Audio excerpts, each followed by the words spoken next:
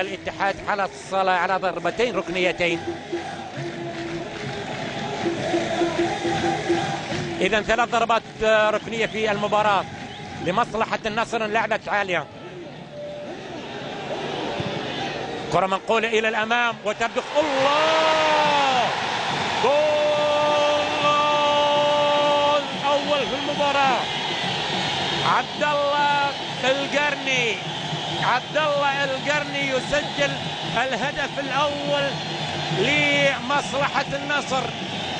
لاحظ الجماهير، ولاحظ رئيس نادي النصر الأمير فيصل بن تركي، ولاحظ جماهيرية نادي النصر في ملعب المباراة. لاحظ الكرة اللي اللعبة تحولت رأسية بهذا الشكل من حسين عبد الغني، الرأسية في مرمى مبروك زايد. والآن النصر يتقدم بالهدف الأول، هدف أول في المباراة لمصلحة نادي النصر. النصر يسجل الهدف الأول بواسطة المدافع عبد الله القرني. يتقدم القرني ويلعب له كرة قوية